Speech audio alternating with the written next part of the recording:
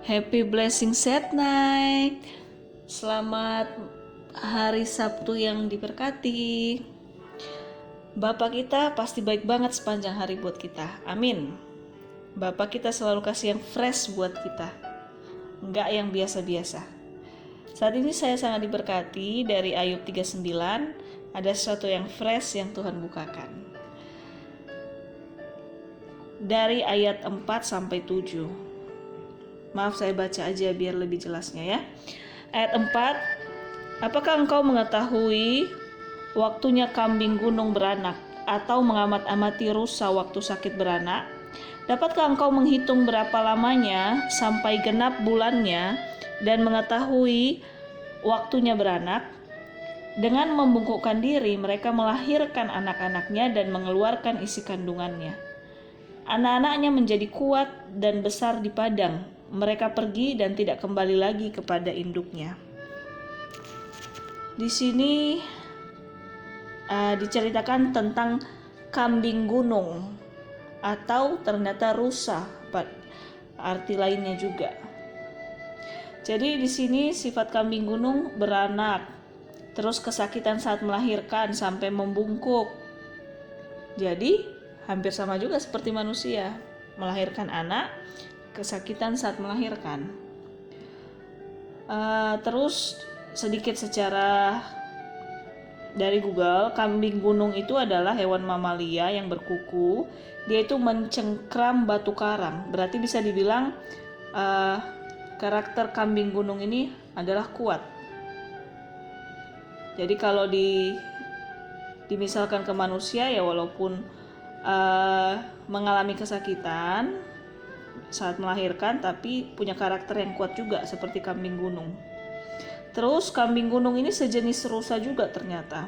Kalau rusa itu dia adalah simbol dari keanggunan, punya daya tahan, umur yang panjang, atau simbol kelimpahan.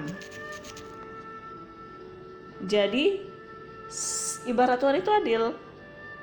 Walaupun dia kesakitan saat melahirkan, tetapi dia punya kekuatan, dikasih daya tahan yang bagus, dikasih umur yang panjang, bahkan kelimpahan.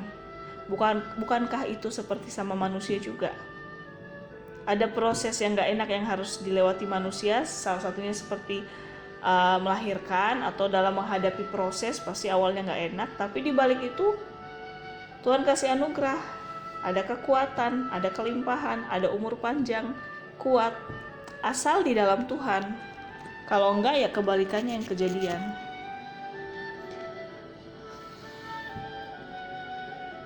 Jadi bahayanya kalau kambing gunung itu juga kan dikatakan sejenis rusa. Itu simbol dari kekuatan. Jadi ketika manusia lupa diri atau sampai lupa Tuhan, setelah Tuhan sudah kasih kekuatan, kelimpahan, kekayaan, keberhasilan, berkat-berkat terbaik, kalau sampai lupa diri atau parah-parahnya lupa Tuhan, yang sudah menyediakan ladang untuk bekerja, dan karena keberhasilan itu malah membuat lupa diri dan gak kembali lagi ke Tuhan, lupa untuk terus berada dekat dengan Tuhan, terus mendekat dengan sumber segala sumber. Seperti di Ayub 39 ayat 7, anak-anaknya menjadi kuat dan besar di padang. Tuhan udah sediakan padang, Tuhan udah sediakan setiap ladang pekerjaan buat kita, di mana kita bisa berhasil menghasilkan. Terus dikatakan di sini, mereka pergi dan tidak kembali lagi kepada induknya. Ini hanya pemisalan dari segi binatang. Jadi jangan sampai apapun berkat anugerah yang sudah Tuhan berikan, jangan sampai kita lupa diri, apalagi lupa Tuhan dan tidak kembali ke Tuhan. Apapun yang terjadi, Tuhan memberikan atau tidak, apalagi dalam kondisi kelimpahan, harus tetap kita mendisiplinkan hati kita, benar-benar harus sadar semua itu dari Tuhan, bukan dari kerja keras kita. Semua itu anugerah. Hanya manusia aja yang melihat seperti kita yang bekerja keras, tapi sebenarnya Tuhan yang Tuhan yang bekerja keras untuk melimpahkan berkat karunia-Nya buat kita, supaya kita dapat lahan pekerjaan, supaya kita dapat kenyamanan, supaya kita dapat apa yang kita harapkan, supaya kita mendapat apa yang terbaik untuk kita nikmati. Jadi diingatkan melalui kambing gunung ini atau si rusa ini, Tuhan kasih kekuatan, Tuhan kasih kelimpahan, tapi jangan sampai hal itu membuat kita lupa dengan Tuhan. Wow. Terus versi binatang yang kedua, tadi yang pertama kambing gunung ya, yang kedua terlihat di ayat 8-11. Siapakah yang mengumbar keledai liar, atau siapakah yang membuka tali tambatan keledai jalang? Kepadanya telah kuberikan tanah dataran sebagai tempat kediamannya dan padang masin sebagai tempat tinggalnya. Ia menertawakan keramaian kota, tidak mendengarkan teriak si penggiring. Ia menjelajah gunung-gunung padang rumputnya dan mencari apa saja yang hijau. Jadi kalau untuk penjelasan secara dari Google juga, keledai itu hewan domestik yang termasuk keluarganya kuda sebenarnya. Terus keledai biasanya dipergunakan sebagai hewan pekerja. Keledai merupakan hewan jinak yang digunakan untuk transportasi atau kerja lain. Bisa juga untuk menarik kereta kuda maupun membajak ladang, di mana mereka sering dijadikan hewan pekerja. Ada juga pengertian lain, keledai dianggap pekerja murah. Jadi tadi pekerja yang sangat bermanfaat. Ada juga pengertian lain, keledai itu dianggap pekerja murah tapi bertenaga besar. Keledai di sini dibilang mempunyai sifat rendah, hina, dan bodoh yang tidak dimiliki oleh binatang lain. Jadi seolah binatang yang paling rendah, binatang yang paling lemah. Dan dalam bahasa Arab pun ada dikatakan perumpamaan keledai adalah sebuah ejekan kasar bagi orang lain. Wow. Jadi di sini diibaratkan ya. Kalau pada manusia diibaratkan sifat keledai ini, bisa hal positifnya manusianya berarti pekerja keras, rajin, taat, seperti keledai tadi jinak, taat. Terus keledai juga dia hanya memakan tumbuh-tumbuhan. Jadi kalau diibaratkan ke manusia adalah sifat atau karakter manusia yang sangat menjaga kesehatan, menjaga bait suci tubuhnya. Dengan memakan sayur, menghindari segala kolesterol dan makanan-makanan yang gak sehat. Itulah sifat dari keledai ini. Bisa dibilang sifat dari manusia seperti itu. Ada juga sifat manusia seperti itu kan, pekerja keras, rajin, taat, dan sangat menjaga kesehatan. Tapi karena ada arti lain, kalau keledai itu diartikan dipandang rendah, hina, itu bisa juga diartikan, karena ada di firman Tuhan, yang dianggap bodoh bagi dunia, bahkan itu berharga dan dipakai Tuhan. Misalnya siapa? Musa yang awalnya gagap, dipakai Tuhan untuk membawa bangsa Israel. Kemudian Saulus yang awalnya jadi pembunuh orang Kristen, pembunuh berdarah dingin, tapi dipakai Tuhan sebagai penginjil yang luar biasa, walaupun dia dalam kondisi buta. Terus wanita pelacur, setelah ditolong Tuhan, dipulihkan, dipakai Tuhan juga sebagai penginjil wanita pertama di Alkitab. Terus Maria yang mengandung bayi Yesus, wanita biasa, bahkan mungkin digunjingkan karena kok hamil sebelum menikah dengan Yusuf, tapi dipakai Yesus kan, dipakai Tuhan untuk melahirkan bayi Yesus. Daud yang awalnya kecil pendek, hanya tinggal di hutan, gak layak jadi raja, tidak dianggap ayahnya untuk jadi kandidat raja waktu Samuel cari, tapi apa? Dipakai Tuhan juga, bahkan dikasih Tuhan kuasa untuk mengalahkan Goliat yang tidak mungkin bisa dikalahkan oleh sosok yang sangat kecil dari Goliat, dan menjadi pemazmur yang luar biasa yang berkenan di hati Tuhan. Jadi bisa dibilang di sini karakter keledai adalah karakter dalam diri manusia yang sering dipakai Tuhan malah. Karakter yang gigih, kuat, sangat berfungsi, tapi sering direndahkan. Tapi disitulah Tuhan bisa ubahkan apa yang dianggap rendah, dianggap hina bagi dunia, Tuhan pakai. Jadi untuk setiap kita jangan pernah ada merasa tidak berharga, tidak punya apa-apa, tidak bisa apa-apa. No, yang membuat kita berharga, punya sesuatu, punya banyak hal, itu karena kasih karunia Tuhan, bukan karena apapun juga. Walaupun seolah kita benar, kita harus aktif bekerja, kita harus putar otak, tapi itu pun Tuhan yang mendatangkan anugerah berkat-berkat itu. Bukan karena kita bisa putar otak sebenarnya, bukan karena otot kita gede atau koneksi kita banyak. No, itu semua anugerah Tuhan. Cuma Tuhan perlihatkan seolah-olah melalui kita bekerja, kita menghasilkan upah, melalui kita sungguh-sungguh, kita menghasilkan yang baik. Iya benar, tapi kita bisa menghasilkan itu ya karena kemurahan Tuhan. Karena banyak kan orang yang kerja keras banting tulang juga lebih sedikit dapat sesuatu daripada orang yang bisa membagi waktu. Saatnya kerja, saatnya ada waktu juga untuk Tuhan. Jadi semua karena kasih karunia Tuhan. Mantap ya, roh keledai. Kemudian binatang yang ketiga di ayat 12-15. Ayat 12, apakah lembu hutan mau takluk kepadamu atau bermalam dekat palunganmu? Dapatkah engkau memaksa lembu hutan mengikuti alur bajak dengan keluhan? Atau apakah ia akan menyisir tanah lembah mengikuti engkau? Percayakah engkau kepadanya karena kekuatannya sangat besar? Atau kau serahkan kepadanya pekerjaanmu yang berat? Apakah engkau menaruh kepercayaan kepadanya bahwa ia akan membawa pulang hasil tanahmu dan mengumpulkannya di tempat pengirikanmu? Jadi hewan yang ketiga ini adalah lembu hutan, atau sebenarnya sapi ternyata. Kalau secara pengertian dari Google juga, sapi dipelihara terutama untuk dimanfaatkan susu dan dagingnya sebagai pangan manusia. Hasil sampingannya seperti kulit, jeroan, tanduk, dan kotorannya juga dimanfaatkan untuk berbagai keperluan manusia.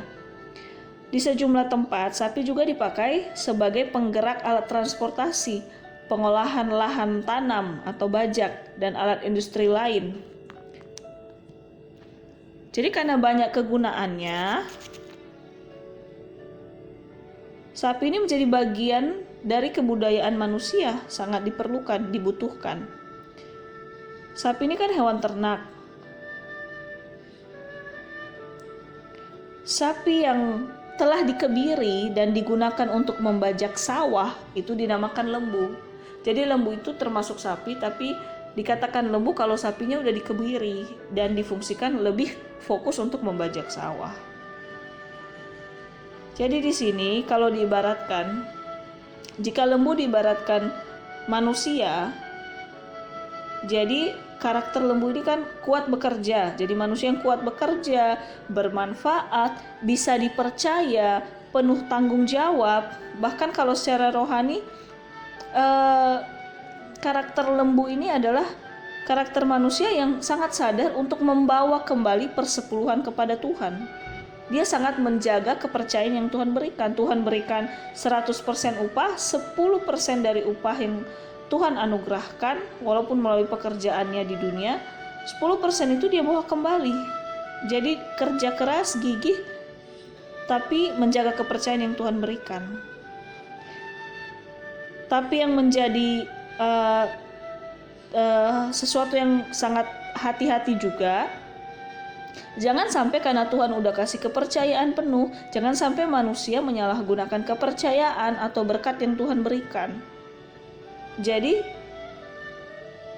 kalau Tuhan udah kasih kita kepercayaan untuk mengembangkan sesuatu, untuk setia dalam pekerjaan kita, untuk setia dalam menjaga keutuhan keluarga, untuk setia melakukan firman-firman-Nya, Tuhan udah kasih kepercayaan ke kita. Tuhan udah kasih kuasa ke kita. Tuhan udah kasih kemampuan ke kita untuk kita bisa melakukannya. Dan jangan kekuatan atau kuasa atau kemampuan dan kepercayaan yang Tuhan berikan itu jangan kita sia-siakan, jangan kita manipulasi, jangan kita kompromi. Taat ya taat, setia ya setia, tunduk ya tunduk. Gak ada koma atau pengalihan arti lain. Jadi karakter lembu ini bagus, sangat dibutuhkan, dan Tuhan kasih kepercayaan. Tapi di balik itu hati-hati juga. Jangan tergoda untuk bermain-main dengan kepercayaan yang Tuhan berikan. Karena Tuhan itu penuh kasih dan adil. Ada hukum untuk setiap yang tidak berkenan. Untuk pada akhirnya kita selamat juga. Gitu. Karakter yang keempat di ayat 16-21. Dengan riang sayap burung unta berkepak-kepak, tetapi apakah kepak dan bulu itu menaruh kasih sayang? Sebab telurnya ditinggalkannya di tanah, dibiarkannya menjadi panas di dalam pasir. Tetapi lupa bahwa telur itu dapat terpijak kaki dan diinjak-injak oleh binatang-binatang liar. Ia memperlakukan anak-anaknya dengan keras, seolah-olah bukan anaknya sendiri. Ia tidak peduli kalau jeripayahnya sia-sia. Karena Allah tidak memberikannya hikmat dan tidak membagikan pengertian kepadanya. Apabila ia dengan megah mengepakkan sayapnya, maka ia menertawakan kuda dan penunggangnya. Wow. Secara penjelasan lagi, kalau burung unta itu gimana? Burung unta merupakan burung terbesar yang masih hidup. Dia tingginya bisa sampai 2,5 meter loh. Jadi lebih tinggi dari manusia malah.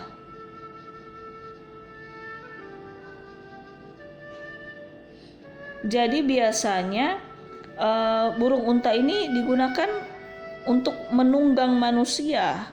Biasanya di Afrika Utara dan Arab. Bahkan sebagai tunggangan dalam perlombaan. Ya walaupun kita nggak lihat di kota kita ya, tapi ada burung unta. Saya lihat pun di Google gambarnya gede banget. Jadi lehernya panjang kayak jerapah malah. Terus badannya memang kayak unta, tapi namanya burung unta, bukan unta juga. Nah, itu. Jadi kan di sini burung unta itu tangguh, gagah, besar, dan digunakan pada perlombaan malah. Berarti sesuatu yang fungsional banget kalau dibawa ke sifat manusia ya. Tapi di sini diingatkan harus hati-hati untuk manusia yang banyak keahlian, atau misal dia ada kan tipe manusia yang multitalenta, bisa ini bisa itu dan berhasil terus. Jadi disukai banyak orang, dibutuhkan banyak orang. Tapi hendaknya hati-hati juga, jangan terjebak sampai menyombongkan kemampuan atau talenta-talenta itu. Karena jika banyak talenta yang Tuhan berikan, jangan malah menjadi bumerang sendiri. Yang maksudnya, jangan malah saking bisa banyak hal, jangan sampai melupakan atau merasa nggak butuh Tuhan lagi, nggak butuh kekuatan, nggak butuh kemampuan kuasa dari Tuhan, karena merasa talentanya udah banyak, udah bisa semua. Seolah Tuhan nggak butuh, padahal halo, semua itu dari Tuhan. Dan lebih bahayanya lagi, orang yang multitalenta, yang banyak banget dibutuhkan, banyak banget disenangi, banyak banget dicari, bahayanya bisa lebih terjebak pada roh keegoisan, di mana akan lebih mementingkan diri sendiri, bagaimana bisa selalu sukses sendiri, bagaimana bisa selalu berhasil sendiri, dan akibatnya benar-benar gak peduli dengan orang sekitar, orang-orang yang selama ini mendukungnya, atau mungkin kepada keturunannya tidak diperhatikan pertumbuhan dan kesehatan keturunannya sendiri, baik kesehatan fisik maupun kesehatan mental, karena hanya fokus pada diri sendiri aja untuk keberhasilan diri sendiri. Karena di sini ngeri banget. Di ayat 39 ayat 19, ia memperlakukan anak-anaknya dengan keras, seolah-olah bukan anaknya sendiri. Ia tidak peduli kalau jeripayahnya sia-sia. Maksudnya tidak peduli ya, memiliki anak itu kan Tidak seperti membeli permen ya, itu kasih karunia. Tapi lupa kalau itu sesuatu yang berharga. Malah nggak peduli pada anugerah Tuhan. Di ayat 18 lebih ngeri. Tetapi lupa bahwa telur itu dapat terpijak kaki dan diinjak-injak oleh binatang liar. Telur diibaratkan di sini adalah keturunan, anak. Dibiarkan aja. Akibatnya salah arah, diinjak-injak oleh si iblis, oleh roh-roh kejahatan, mempengaruhi karakter atau mental keturunannya sendiri. Di ayat 17, sebab telurnya ditinggalkannya di tanah dan dibiarkannya menjadi panas di dalam pasir. Wow. Di ayat 16 tadi ya, dengan riang sayap burung unta berkepak-kepak, tetapi apakah kepak dan bulu itu menaruh kasih sayang? Jadi saking burung unta berkepak-kepak sayapnya, ibarat sangat banyak talentanya, sangat banyak kemampuan, sangat banyak keahliannya, jadi makin menyombongkan diri. Dan di dalam kesombongan tidak mungkin ada kasih. Jadi benar-benar kita harus hati-hati di titik ini. Pada kerinduan tiap kita kan bisa melakukan banyak hal, disukai Tuhan dan disukai banyak orang. Tapi jangan sampai kita terjebak. Saking kita pengen berhasil di banyak hal, jangan sampai kita terjebak dengan gak peduli dengan sekitar, bahkan orang-orang terdekat, bahkan keturunan sendiri. Mungkin kita belum bisa kasih apa-apa yang wow untuk orang-orang terdekat, bahkan keturunan. Tapi dimulai dari terus mendoakan, terus memotivasi, terus memberikan perhatian-perhatian atau apa yang bisa kita berikan. Tidak berarti harus materi berlimpah terus. Jadi hati-hatilah kita dengan sifat dari burung unta. Karena hal yang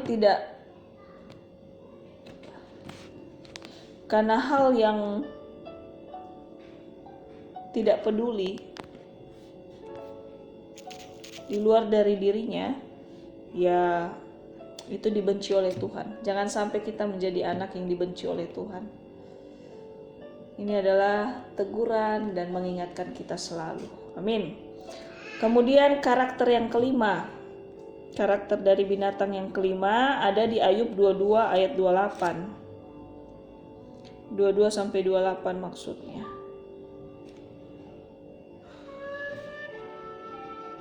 Engkaukah yang memberi tenaga kepada kuda? Engkaukah yang mengenakan surai pada tengkuknya?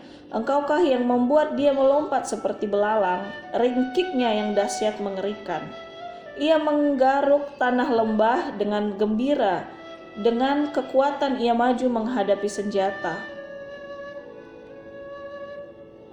Kedahsyatan ditertawakannya, ia tidak pernah kecut hati dan ia pantang mundur menghadapi pedang. Di saat di atas dia tabung panah gemerincing, tombak dan lembing gemerlapan. Dengan garang dan galak dilulurnya tanah dan ia meronta-ronta kalau kedengaran bunyi sangkakala. Ia meringkik setiap kali sangkakala ditiup dan dari jauh sudah diciumnya perang. Gertak para panglima dan pekik. Wow. Makanya saya sengaja baca supaya setidaknya kalau udah tahu kebenaran firman, ya apa yang dibukakan setelah itu setidaknya kebenarannya udah saya baca dulu ya. Jadi kalau kuda di sini, kalau dari Google juga dijelaskan, itu adalah simbol kebebasan dan independen, bebas. Jadi biasanya sifat dari kuda ini dia kalau dibawa ke karakter manusia, dia bersifat tegas, berpetualang, berjiwa bebas. Dan saking bisa melakukan apa-apa semua, jadi dia bisa pegang kontrol atas nasib atau hidupnya sendiri. Sangat percaya diri lah intinya kalau karakter kuda ya. Terus ada yang unik di sini di mana Ayub 39 ayat 28, ia meringkik setiap kali sangkakala ditiup Dan dari jauh sudah diciumnya perang, gertak para panglima dan pekik. Jadi di sini saya cari meringkik itu ternyata menjerit. Jadi kalau dibawa ke hal positif, karakter kuda yang kuat ini, yang dia bisa mengendalikan dirinya, hidupnya, dia punya karakter yang berani menjerit tentang kebenaran, berani menjerit tentang akhir zaman supaya jiwa-jiwa banyak diberkati. Di sini kuda diibaratkan pada sifat manusia yang independen, berani, pantang mundur, dan saat mendengar sangkakala itu bisa berarti kan dikatakan tadi memekik atau menjerit saat mendengar sangkakala. Jadi mungkin kalau secara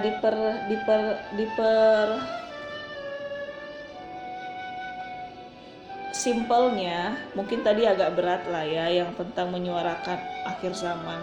Ya kalau Tuhan kasih kesempatan, kekuatan, karunia itu puji Tuhan. Tapi minimal seperti ini, sifat kuda tadi berani memekik.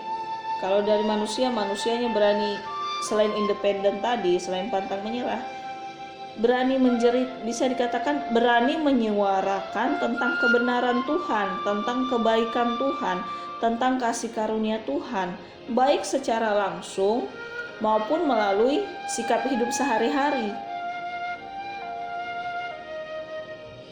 Itulah salah satu yang saya juga sangat mau membagi apa yang Tuhan bukakan pengertian tentang firman yang saya baca. Merasa bersalah banget kalau saya tidak membagikannya, walaupun mungkin melalui media YouTube. Karena kan kalau saat-saat ini kalau kita langsung panggil orang, kita ceritain, ya kadang terbatas jarak, kesibukan, pekerjaan dan lain-lain. Sedangkan kalau direkam di YouTube ya kapanpun saat orang yang mendengar ada waktu luang ya dia bisa dengar.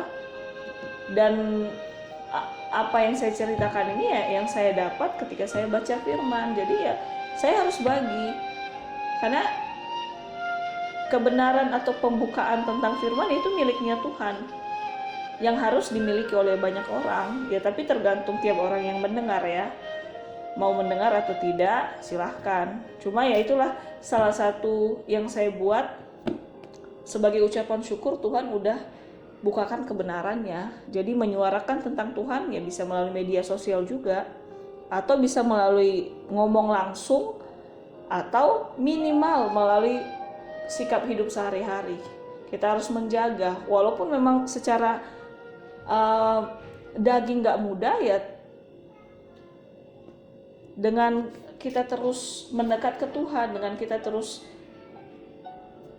merasakan betapa Tuhan mengasihi kita, maka kasihnya itu memberikan kita kekuatan untuk bisa lebih baik setiap hari, untuk bisa lebih berbenah setiap hari, dan amin menjadi kesaksian. Jadi inilah karakter kuda yang Tuhan bukakan di sini. Karakter yang kuat, independen, percaya diri, pantang menyerah, pantang mundur, tapi berani memekik, berani menjerit, berani menyuarakan tentang segala yang baik tentang Tuhan, baik secara langsung atau tidak. Terus karakter binatang atau hewan yang ke-6. Di ayat 29. Oleh pengertian muka, burung elang terbang, mengembangkan sayapnya menuju ke selatan. Kalau di sini burung elang dari Google juga, karakternya kuat, cepat, dan hebat. Mungkin itu adalah karakter yang paling diingat dari seekor burung elang. Burung elang ini juga bisa dikenal sebagai simbol kegagahan atau semangat juang. Jadi burung elang ini kalau dibawa ke karakter manusia punya semangat juang yang tinggi kayak gitu. Jadi manusia harus memiliki sikap seperti burung elang yang punya semangat juang yang tinggi dalam melakukan kebaikan, apalagi semangat untuk sungguh-sungguh di dalam Tuhan. Jadi mari kita mencontoh karakter burung elang ini untuk terus berjuang setiap hari. Kalau secara daging nggak gampang, mau bangun pagi, mau doa, mau baca firman, mau merenungkan firman, mau menceritakan kebaikan Tuhan, mau mengerem banyak hal untuk mau serupa seperti Tuhan dalam karakter-karakter kebenaran, itu nggak mudah secara daging. Tapi di sini Tuhan bilang ada karakter burung elang yang kita bisa contoh, karakter yang kuat, yang semangat. Dan Tuhan pasti kasih roh semangat itu, asal kita mau menerimanya, asal kita mau pelan-pelan mengaplikasikannya dalam kehidupan kita sehari-hari. Jadi kita harus semangat terus, sungguh-sungguh terus di dalam Tuhan sampai selama-lamanya. Seperti karakter burung elang. Wow. Yang terakhir, karakter binatang yang ketujuh, ayat 30 sampai 33. Atas perintah Mukah, Raja Wali terbang membumbung dan membuat sarangnya di tempat yang tinggi. Ini bisa diibaratkan, ini kan hewannya Raja Wali ya. Ini seperti diibaratkan Tuhan sendiri. Jadi kita diingatkan di ayat 30 ini, kalau Tuhanlah yang pegang kendali atas hidup kita, bukan kita yang mengatur bagaimana kerjanya Tuhan. Tuhan pegang kendali atas hidup kita. Walaupun di sisi lain Tuhan kasih kehendak bebas, tapi tetap Tuhan yang pegang kendali. Ada batas-batas di mana gak boleh sampai sejatuh itu, gak boleh sampai senajis itu kita jatuhnya.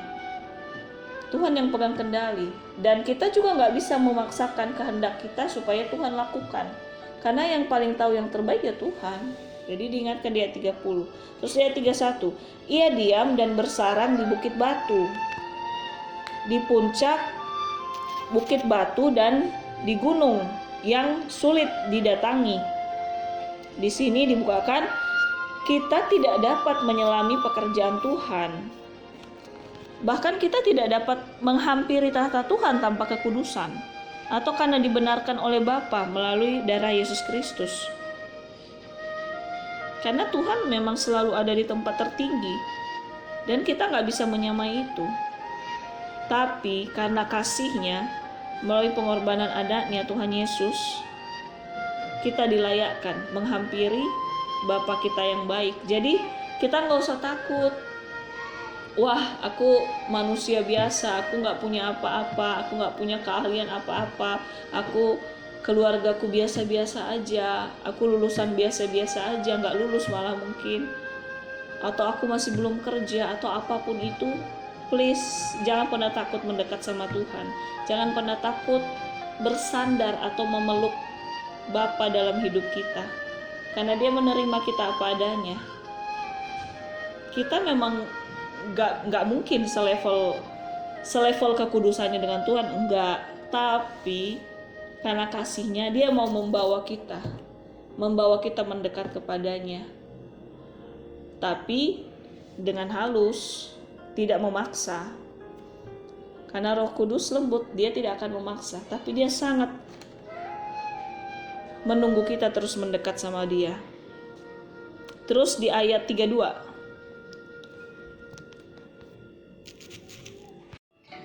dari sana ia mengintai, mencari mangsa, dari jauh matanya mengamat-amati.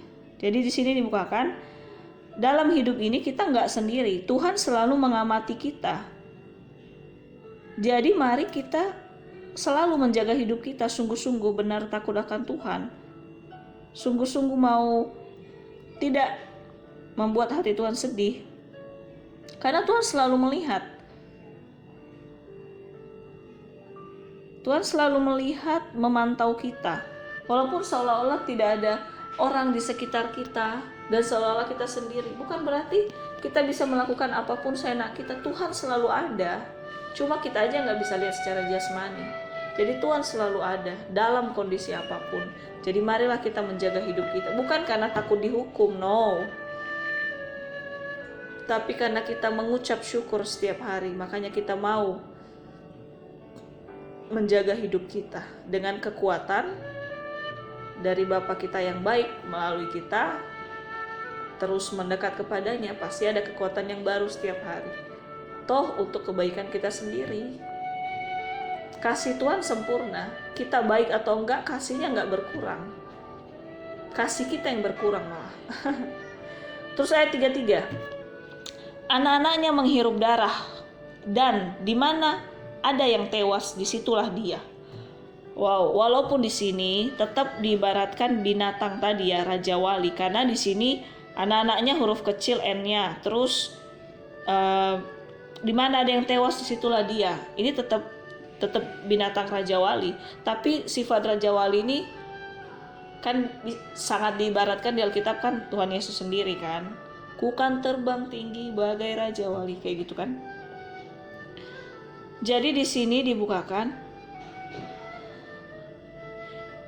di antara orang-orang yang jahat pun, di antara anak-anak yang menyimpang atau meninggalkan Tuhan sekalipun, Tuhan itu tetap melihat hal terburuk yang kita lakukan.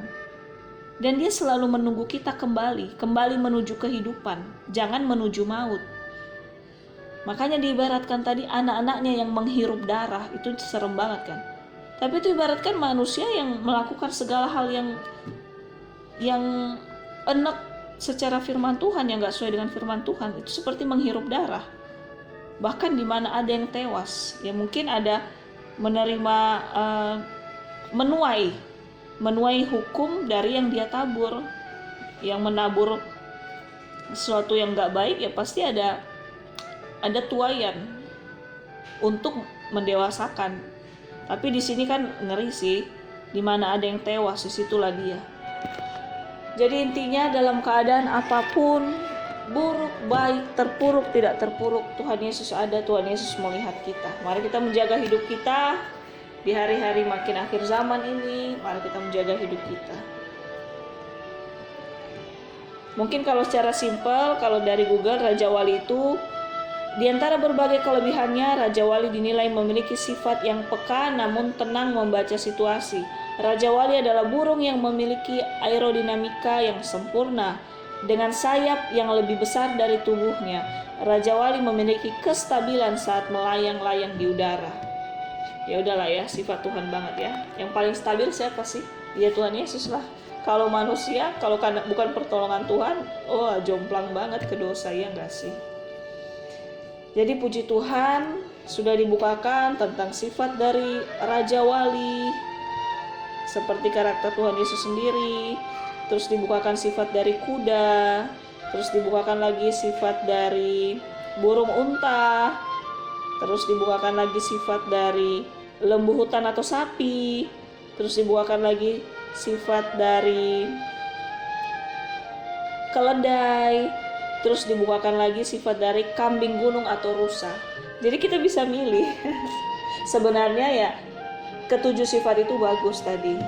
Jadi kita bisa tahu di mana titik lemah. Tapi mungkin kalau saya sangat terberkati dengan sifat keledai lah ya. Walaupun seperti biasa, tapi Tuhan bisa pakai menjadi luar biasa. Amin. Tuhan Yesus memberkati. Walaupun besok hari libur, kita jangan lupa ibadah, dan lebih lagi apapun yang terjadi, apapun keadaannya, paksakan hati kita, rendahkan hati kita untuk selalu butuh Yesus. Karena kekuatan kita itu. Haleluya, Tuhan Yesus memberkati. Amin.